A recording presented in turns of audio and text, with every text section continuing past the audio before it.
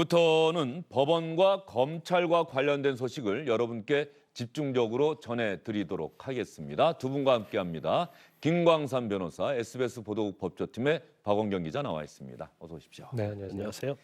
일단 가장 먼저 궁금한 대목이 오늘이 원래 김경수 경남지사 드루킹 댓글 조작 사건과 관련해서 항소심 선고 공판이 내려질 날이었는데 네. 재판부가 이 선고를 또 연기했어요. 벌써 두 번째 연기 아닙니까? 예, 원래는 작년 12월에 선고가 내려지기로 했다가 한 번 밀려서 오늘 선고가 나기로 돼 있었는데 어저께 하루를 연기해서 선고를 미루는 게 아니라 아예 변론 자체를 다시 시작을 하겠다, 변론 재개를 하겠다라고 이제 공지를 하면서 오늘 재판이 계속 다시 진행되고 있는 상황입니다. 그러면 재판부는 왜 변론을 재개한다? 이 변론 재개라고 하는 것은 결과적으로 재판을 더 한다는 뜻 아니겠습니까? 예, 왜 이런 결정을 내린 건가요?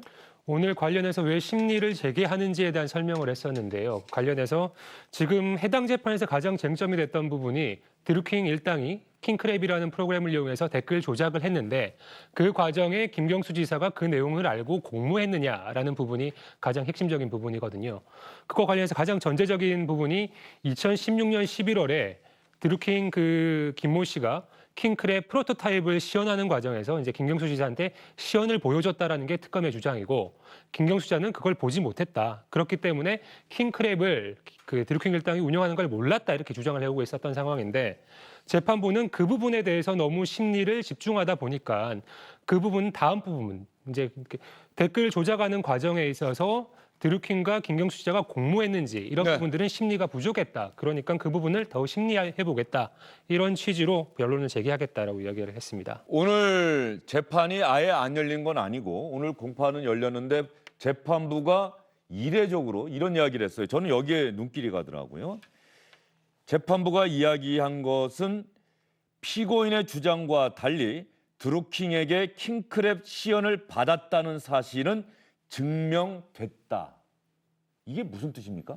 일단 이제 김경수 지사는 이제 전면적인 부인했어요. 그러니까 드루킹과 관련된 댓글 조작에 나는 관여한 적이 전혀 없다. 그리고 킹크랩 시연을 본 적이 없다 이렇게 얘기를 했거든요. 그런데 아마 일단 드루킹뿐만 아니라 이제 그 자리에 다른 사람이 있었다는 거잖아요. 그 사람들의 진술과 아마 휴대폰 관련된 이제 유치 추적 같은 걸 다 했을 거예요. 그래서 그 자리에 있었던 것은 뭐 어느 정도 인정이 되는데 그럼 킹크랩 시연을 봤느냐 보지 못했느냐 이 부분이 상당히 중요한 부분입니다. 왜냐하면 킹크랩 시연을 만약에 보지 않았다면 댓글 조작을 어떻게 하는지 몰랐을 거 아니에요. 그런데 이 킹크랩 시연에 대해서는 근데 드루킹과 관련된 사람들은 그 자리에 김경수 지사 다 보고 고개를 끄덕이다 이렇게 얘기를 했는데 김경수 지사는 아예 킹크랩 시연을 보지 않았다고 하니까 전제된 사실을 다 부인하는 거예요. 그러면 사실 이 사건이 이제 전체적으로 보면 뭐 다른 사건도 마찬가지입니다만은 그러면 드루킹하고 김경수 지사 말 중에서 누구 말이 신빙성이 있느냐가 이 사건의 유무죄에 있어서 굉장히 결정적인 영향을 미칠 수 있다고 보거든요. 그런데 일단 재판부 자체는 드루킹에서 킹크랩을 할 때 시연하는 걸 김경수 지사가 본 것은 거의 범죄가 그 부분은 증명이 됐다는 취지로 얘기를 했기 때문에 일단 김경수 지사한테는 굉장히 불리한 그런 판단이라고 봅니다. 그래서 단순히 시연을 봤다고 해서 그러면 공모관계가 있는 거냐? 공모관계에 대해서는 너무나 재판부에서 킹크를 받느냐 안 받느냐 가지고만 계속 논쟁을 했기 때문에 일단 그 부분에 대해서는 재판부가 본 걸로 어느 정도 결정을 했어요. 그러면 본 걸로 끝난 게 아니고 어떠한 서로의 공모관계가 있었느냐 이제 그 부분을 이제 추가적으로 심리를 하겠다는 겁니다. 그래서 재판부에서 피고인에게 요구한 것이 이제 몇 가지가 있는데 그때 고개를 끄덕여서 개발을 승인했다고 했는데 그러면 드루킹과 관련해서는 단순한 지지자냐 아니면 정치적인 목표를 같이 한 긴밀한 관계냐 근데 그 부분에서도 의견을 말해달라고 했고요. 그다음에 드루킹이 어떤 김경수 수사가 기사를 보내면 기사 목록과 관련해서 처리했습니다라고 문자를 보냈거든요. 그럼 이 처리했다는 문자를 받고 일상적인 메시지가 안 했는데 여기 왜 답을 안 했느냐 이제 그런 부분들. 예. 그다음에 경선 과정에서 대통령 경선 과정에서 그러면 김경수 지사가 한 역할이 무엇이냐? 여론 형성하는 역할이었느냐? 여론과 관련된 부분이었나요? 왜냐하면 이 부분이 중요하죠. 왜냐하면 드루킹은 전혀 문제가 없다고 한다면 김경수 지사가 여론과 형성에서 관련이 있기 때문에 드루킹과 연관성이 있는 거 아니냐? 그런데 그 부분의 의견을 2월까지 내라고 했고 2월 21일까지 내라고 했고요. 거기에 대해서 이제 특검도 서로 주장을 반박을 해라. 예. 그런 취지로 얘기를 했어요. 일단 가장 궁금한 것은 오늘 재판부가 시연을 본 것은 잠정적이긴 하지만 증명이 됐다라고 이야기를 명시적으로 한 것. 이거는 예. 김경수 측 지사 측으로 볼 때는 상당히 뼈아픈 지적일 수가 있겠다는 생각이 들고 앞으로 재판부가 더 심리를 하겠다는 것은 그러면 과연 드루킹 일당과 김경수 지사가 공범이냐 그리고 또 공범이냐 아니냐에 따라서 양형의 차이 김경수 지사에게는 양형도 대단히 중요한 부분이란 말이죠. 네. 이런 부분을 재판부가 더 생각을 해보겠다. 그러면 4월 총선 전에는 항소심 선고가 나올 가능성이 굉장히 별- 낮다라고 예. 볼 수가 있을 것 같습니다. 우선 지금 다음 재판을 3월 10일로 잡아놓은 상황인데요. 3월 10일에도 재판 진행 상황에 따라서 추가 기일이 더 열릴 수도 있고요. 추가 기일이 안 열린다라고 하더라도 재판이 이제 종결이 되고 나서 대개 선고일까지 한 달 정도 간격이 있거든요. 그렇게 돼버리면 4월 15일 총선 이후로 선고는 넘어갈 가능성이 상당히 높은 상황이고 또 한 가지 문제는 지금 이제 다음 달에 2월 달에 법원에서 인사가 지금 예정이 되어 있는 상황이거든요. 오늘 관련해서 오늘 재판장인 차문호 부장판사도 예. 재판 인사 대상으로 지금 올라와 있는 상황이기 때문에 만약에 차문호 부장판사가 인사가 돼서 재판부 구성 자체가 바뀌어 버린다라고 하면 심리가 다시 좀 더 길어질 가능성이 있고 그렇다라고 하면 총선 이후로 상당 기간 뒤로 밀릴 가능성도 배제할 수는 없는 상황입니다. 김경수 지사는 어떤 반응 보였는지 한번 들어보도록 하겠습니다. 그동안 사실관계를 밝히기 위해서 최선을 다해왔고요. 대부분 밝혀졌다고 생각합니다. 근데 선고를 연기하신 이유는 제가 알기는 어려운데 지금까지 해왔던 것처럼 끝까지 최선을 다할 생각입니다. 재판 결과는 어떻게 좀 기대하시나요? 제가 알 수 있겠습니까? 재판부의 현명한 결정에 맡겨야죠. 예. 신중할 말씀해 주시죠. 네, 방금 말씀드린 대로 지금까지 해왔던 대로 제가 할 수 있는 최선을 다해서 재판에 임하도록 하겠습니다. 김경수 지사는 뭐 그동안 얘기해 왔던 것이 나는 시연을 본 적이 없다. 따라서 그 댓글 조작 프로그램 킹크랩의 존재 자체를 알지 못했고 드루킹 일당은 선풀 이런 활동을 하는 사람들인 줄 알았다. 그리고 우호적이고 우리 문재인 후보 측이 우호적이었고 이런 정도가 내가 알고 있는 전부다. 이 사람들과 무슨 공모를 했다거나 댓글 조작을 했다거나 나는 그런 적이 없다. 그런데 1심 재판부는 특검의 주장을 다 받아들인 거죠. 거의 대부분. 뭐 그렇다고 할 수 있습니다. 대부분 이제 그 프로토타입이라고 하는 시연도 받고 그 중간 과정에 댓글을 조작하는 과정에서도 김경수 지사가 적극적으로 관여했다라고 봐서 이제 실형을 선고를 했고 실형을 선고하면서 법정 구속까지 했던 상황이고요. 다만 김경수 지사 항소심에서도 지금 서두에 나왔던 시연회를 받느냐 이 부분이 왜 중요하냐고 하면 말씀 주신 것처럼 김경수 지사의 가장 기본적인 방어 논리는 시연회를 안 받기 때문에 킹크랩 존재 자체를 몰랐고 킹크랩 존재 자체를 몰랐기 때문에 드루킹 일당이 댓글 조작을 하고 있다는 건 몰랐고 그렇기 때문에 선풀 운동을 하고 있는 걸로 알고 있었다라고 하는 거였는데 오늘 재판부가 잠정적이기는 하지만 시연 자체는 본 걸로 보인다라고 했기 때문에 가장 1차적인 방어선이 좀 무너졌다라고 볼 수 예. 있습니다. 이런 경우에 있어서 그러면 김경수 지사 측이 대응할 논리는 뭡니까? 기본적으로 기존의 논리를 계속 고수하는 것일까요? 아니면은 어떤 양형 이 부분에 또 집중을 하는 것이 더 효과적일까요? 근데 김경수 지사는 근데 기존 논리를 고수할 수밖에 없어요. 끝까지. 만약 여기에서 킹크랩 하는 걸 보긴 봤다고 하면 이제까지 어떤 전제된 사실이 무너지는 거거든요. 그래서 지금 사실 이제 재판부에서도 킹크랩 시연을 받냐 안 받냐 이 부분은 굉장히 드루킹 재판에서 무지무지 중요한 내용임에도 불구하고 아마 이걸 일시적으로 범죄 그 부분은 어느 정도 소명됐다고 얘기하는 것 자체는 저는 이제 개인적으로 볼 때는 지금 선고 연기를 2번이나 했잖아요. 그리고 변론 재개까지 됐단 말이에요. 그래서 이 여론에 좀 부담이 되기 때문에 이제까지 어떤 재판 진행 중에서 이 부분 정도는 뭐 인정이 된다 이제 그런 취지로 얘기한 것 같습니다. 그런데 이게 굉장히 이례적인 거거든요. 왜냐하면 선고 때 이 얘기를 하지 중간에 그렇죠. 이렇게 이 얘기를 예. 하면 양 당사자로서 공평하지 않다는 그런 공격을 받을 수 있어요. 그래 어떻든 간에 재판부는 일단은 뭐 시연 킹크랩 시연하는 거 댓글 조작 프로그램을 봤다는 걸 인정을 지금 하고 있기 때문에 사실 오늘 그 재판부의 이 얘기를 듣고 김경수 지사 측에서는 굉장히 좀 당황했을 거예요. 그래서 향후에 있어서는 이게 만약에요. 이건 양형 갖고 따질 문제는 아니라고 봐요. 예. 왜냐하면 내용 자체가 워낙 심대이기 때문에 아무리 양형에서 정상 참작 사유를 주장한다고 해도 유죄가 인정이 되면 결국 다시 또 법정 구속될 가능성이 큽니다. 보석이 취소될 가능성이 크거든요. 그래서 아마 오늘 이후에 김경수 지사 측에서는 굉장히 고민을 좀 많이 할 것으로 보입니다. 김경수 지사가 두 가지 혐의가 적용이 돼서 기소가 돼서 그 판결도 따로따로 나왔었죠. 예, 그렇습니다. 예. 공직선거법 위반 혐의도 같이 들어가 있는데 예. 공직선거법 위반 혐의는 분리해서 선고를 해야 되거든요. 그래서 1심에서도 댓글 조작했던 부분, 그러니까 업무방해 혐의는 2년이 선고가 됐고요. 공직선거법 위반, 그 댓글 조작을 대가로 드루킹 측에게 오사카 총영사직을 제안했다라는 공직선거법 위반 혐의는 징역 10월에 집행유예 2년이 이렇게 예. 따로 선고가 됐었습니다. 댓글 조작으로 어쨌든 법정 구속이 됐던 것이군요. 예, 맞습니다. 예, 알겠습니다. 재판장이 오늘 한 이야기를 전해드리고 김경수 지사 이야기는 여기까지만 하겠습니다. 재판장이 이런 이야기를 했습니다. 재판이 더 길어지는 것 상당히 안타깝게 생각한다. 하지만 이렇게 중요한 사건에 대해서 국민 누구라도 수긍할 결론을 도출하기 위해서는 전체 사안의 실체를 정확하게 파악하고 유죄가 인정될 경우 그 책임에 부합하는 엄정한 형을 정하기 위해서 선고를 연기하는 이 선택은 불가피했음을 이해해 주기 바랍니다. 재판부는 이렇게 이야기를 했습니다.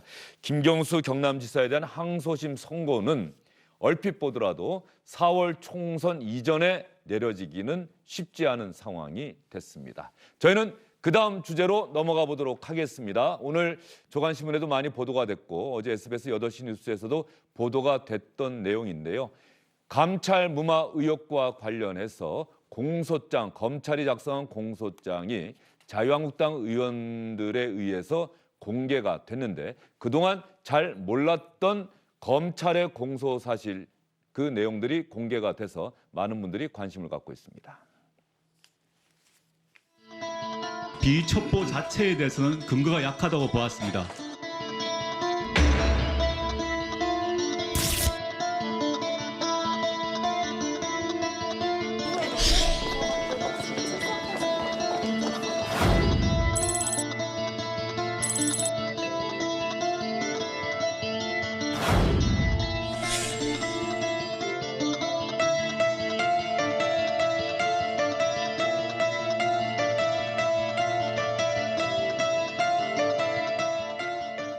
가장 관심이 가는 내용은 말이죠. 공소장에서 이른바 문재인 대통령의 핵심 측근으로 네. 분류되는 분들이 이런저런 청탁을 했다. 이런 내용이 분명히 공소 사실에는 포함이 돼 있던 거죠. 공소장에. 예, 공소장에 내용들이 기재가 되어 어떤 있는데요. 사람들이 어떤 청탁을 했다는 겁니까?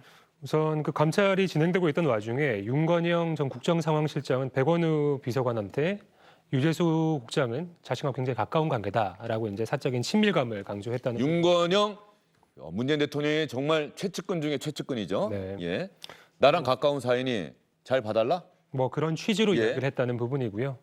또 한 가지 이제 백원우 비서관도 여러 가지 청탁을 받은 이후에 조국 장관한테 그 유재수 국장은 그 현 정부 인사들과 굉장히 가까운 사람인데 정권 초에 비위 사실이 밝혀지면 굉장히 부담이 될 수 있다라는 취지로 이야기를 했고요. 또 한 가지는 김경수 지사가 그 유재수 국장은 참여정부에서 굉장히 고생한 사람이고 예. 본인이 억울하다고 하니까 좀 잘 봐달라고 백원우 비서관한테 이야기를 한 부분이 있고요. 천경도 행정관도 저런 이야기를 한 거네요. 그리고 천공행정은 이제 이인걸 그 특감반장에게 예. 왜 감찰을 진행을 하느냐. 유재수 국장은 우리 정권의 사람이다. 금융권을 청와대가 잡고 가려고 하면 유재수 국장 같은 사람이 필요하다. 이런 식으로 이야기를 했다. 그리고 백원우 전 비서관은 또 이런 얘기를 했다는 거죠. 정권 초기인데 이런 내용의 사실이 공개가 된다면 안 된다. 예, 뭐 이런 얘기도 했다는 거죠. 라는 취지로 조국 전 수석 당시 수석한테 이야기를 했다는 부분입니다. 예, 이거는 어디까지나 검찰의 공소 사실입니다. 재판부가 객관적으로 다 인정된다고 결론 내린 부분이 아니라는 점을 여러분께 미리 말씀을 드리도록 하겠습니다. 다만 그동안 참 여러 가지 의혹들이 언론을 통해서 주영진의 뉴스브리핑에서도 여러분께 전해드렸습니다만 이 구체적인 청탁의 내용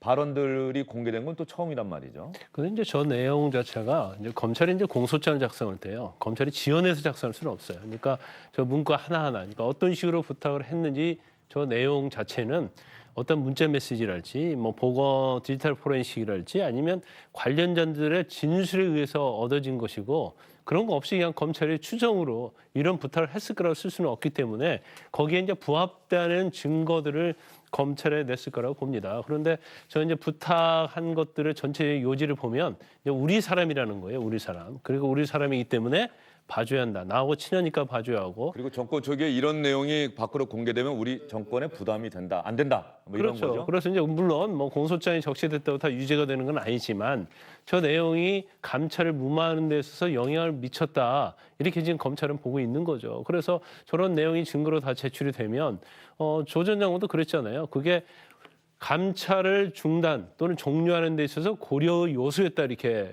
조 전 장관도 검찰에서 조사할 때 그렇게 얘기한 걸로 알려져 있기 때문에 재판부에서 저것이 영향을 저런 말들이 저런 부탁 청탁이 영향을 미쳐서 감찰을 중단한 게 아니냐. 그러면 그 당시에 어느 정도 감찰이 이루어졌는지 그러면 이루어진 시점에서 비유 정도가 어느 정도였는지 그것만 어느 정도 입증이 되면 유죄가 될 수 있는 거죠. 그렇지만 그 비유 정도, 그러니까 민정수석에서 비유를 어느 정도 조사한 시점에 있어서 비유가 경미했다고 하면 저는 청탁이 있었다 하더라도 직권남용 관련 죄가 인정되기는 어렵겠지만 진척이 어느 정도 돼 있느냐 그 부분이 아마 유죄 무죄를 가르는 데 있어서 결정적인 영향을 미칠 것으로 보입니다. 그러면 조국 전 장관 측에서도 이런 공소 사실이 공개된 데 대해서 우리는 이렇게 생각한다. 우리가 보기에는 이거는 아니다. 뭐 이런 얘기를 했을 것 같은데 어떻습니까? 예, 오늘 변호인단이 입장문을 냈는데요. 뭐 구체적인 사실관계 하나하나에 대응하기보다는 우선 전체적으로 법리상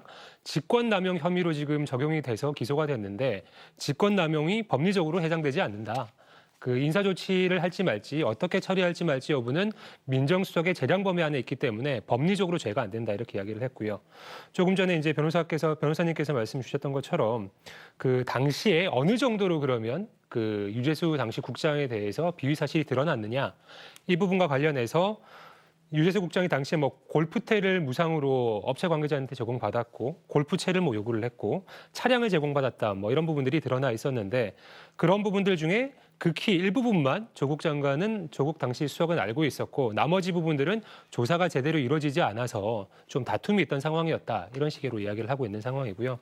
또 한 가지는 마지막에 처분과 관련해서 박형철 당시 반부패 비서관이 그 어떻게 처분을 할지에 대해서도 크게 반대하지 않았기 때문에 이게 뭐 공동으로 이제 결국은 이제 결정을 한 부분이다. 조국 장관이 직권을 남용을 한 부분은 아니다. 이런 식으로 지금 반박을 하고 있는 상황입니다. 예.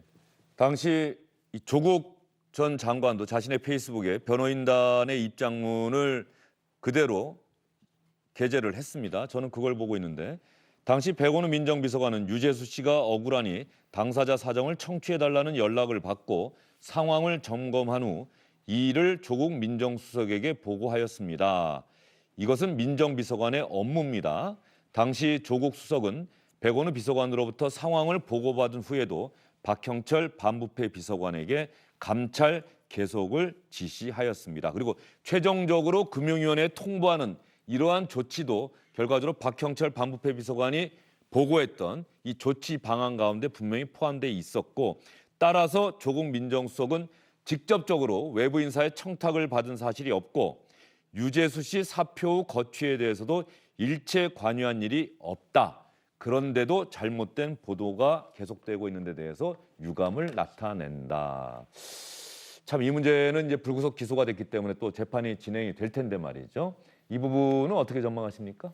일단 지금 뭐 검찰이 바라보는 시간 그런 것 같아요. 이제 민정수석실에서 사실은 정치인은 백원우 비서관이 그 당시 거의 가장 힘있고 유일했다고 봅니다. 그래서 백원우 비서관은 굉장히 정치를 오래 했잖아요. 더군다나 현 정부에 있어서도 뭐 실세라고 알려져 있고 그렇기 때문에 백원우 전 민정비서관이 민정수석실에 근무하면서 민정수석실과 관련된 정치인의 청탁 아니 뭐 청와대와 관련된 부분 이런 걸 심부름하지 않았나 그렇게 보고 있는 거예요. 그리고 지금 죄송합니다. 예.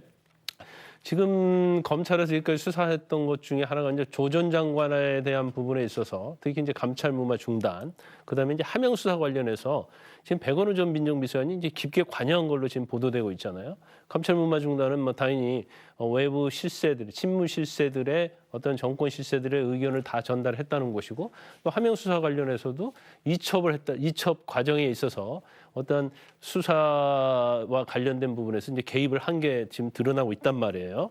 그렇기 때문에 본인 자체가 물론 이제 구체적인 사실에서 좀 다를 수는 있겠지만 현재 이제 공소장에 나타난 내용이랄지 언론 보도 내용에 보면 상당히 이 여러 가지 부분에 있어서 백운호 전 비서관의 역할이 상당히 중요한 역할을 했다고 볼 수밖에 없는 지금 상황이에요. 그래서 일단 이제 검찰이 본격적으로 특히 하명 수사 관련된 부분에서 이런 걸 조사를 하기 때문에 아마 검찰은 좀 약간 고민을 하고 있는 것 같아요. 백운호 전 비서관을 공범으로서 기소를 할지 말지. 근데 이거와 관련해서도 상당히 이제 심재철 반부패 부장하고도 좀 약간 뭐 협의가 있었다고 하고 심재철 부장이 굉장히 반대를 했던 이런 내용이 나오고 있잖아요. 그래서 향후에서 이제 본인이 만약 공범으로 기소가 되면 이제 그 부분에 대해서는 이제 본인의 역할에 대해 부인을 할 것이고 또 유죄 무죄를 한번 봐야 할 것 같습니다. 예, 알겠습니다. 이 부분은 앞으로 재판 과정에서 사실관계를 둘러싸고 검찰과 조국 전 장관 측이 상당히 치열하게 격론을 벌일 것으로 예상이 됩니다.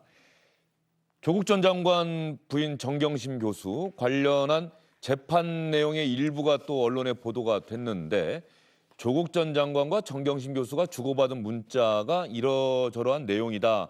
이게 어떤 재판에서 공개가 된 겁니까? 네, 어저께 조국 전 장관의 오촌 조카라고 하는 조모 씨가 지금 기소가 되어 있는 상황인데요. 관련해서 뭐 자본시장법 위반 등의 혐의로 기소가 되어 있는데 그 조모 씨는 정경심 교수 일가가 이제 가입했다는 코링크 P를 운영했던 실소유주로 지금 알려져 있는 사람이고요. 어제 재판 과정에서 그 사모펀드를 출자하는 과정에 있어서 그 조국 전 장관이 알고 있었는지, 그리고 사모펀드와 관련되는 뭐 조세 포탈 혐의나 이런 부분에 대해서 조모 씨랑 정경심 교수가 공모했는지 이런 부분들을 검찰이 입증하는 과정에서 정경심 교수와 조국 전 장관이 주고받았던 문자 내용, 그리고 정경심 교수랑 김경록 PB가 주고받은 문자 내용들이 공개가 됐습니다. 지금 저 내용들이 어떤 걸 뜻하는 겁니까? 언론 보도는 저도 봤는데 종합소득세 2,200만 원 나와서 세무사가 확인 중, 폭망이야, 엄청 거액이네, 융자 받아야 할 정도, 유유.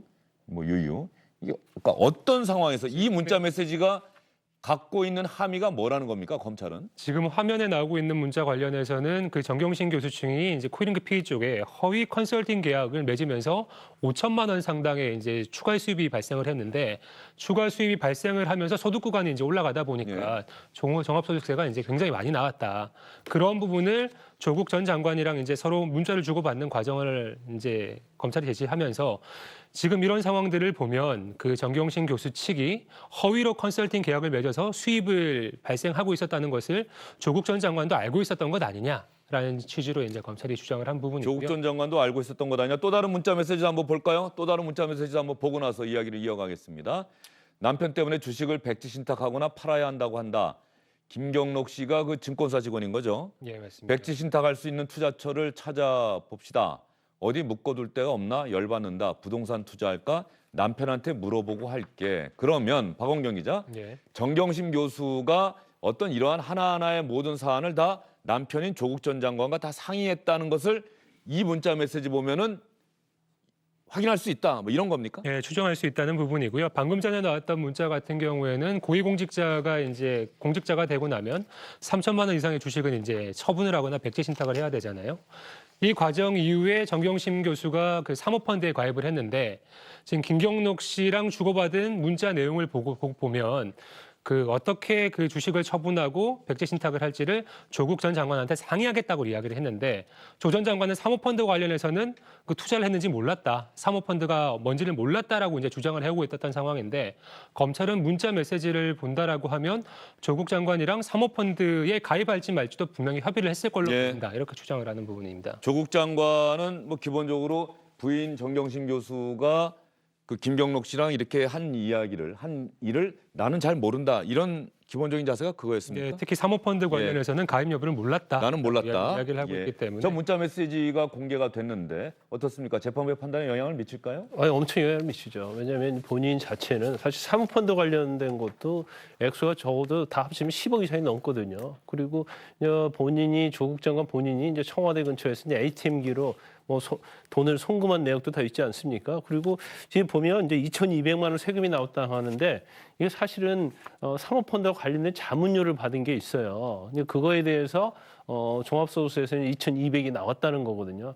2,200만 원 자체가 뭐 작으면 작고 크다고 할 수 있는데 사모펀드랄지 이 재산과 관련된 전체에서 보면 2,200만 원 많은 돈이 아니에요. 근데 이 부분까지 조 전 장관하고 상의를 했고 조 전 장관이 뭐라고 답을 했냐면 불로소득이다. 그러니까 우리가 뭐 내야 한다. 그런 취지로 얘기를 했단 말이에요. 예. 그렇다고 한다면 이 세금의 이 정도에 대해서 서로 상의를 하는데 코링크 피해랄지 이와 관련돼서 몇 억씩 들어가는 거에 대해서 상의를 안 했겠느냐. 그럼 상의를 할 수밖에 없는 그런 문자 메시지라고 봐요. 그래서 특히 이제 공직자윤리법 위반과 관련해서 재산의 허위 신고 이런 것들에 대해서는 사실은 유죄의 판단을 받는 데 있어서는 굉장히 불리한 요소로 작용할 수 있는 거죠. 예, 알겠습니다. 여기까지 듣도록 하겠습니다. 김광삼 변호사, 박원경 기자와 함께했습니다.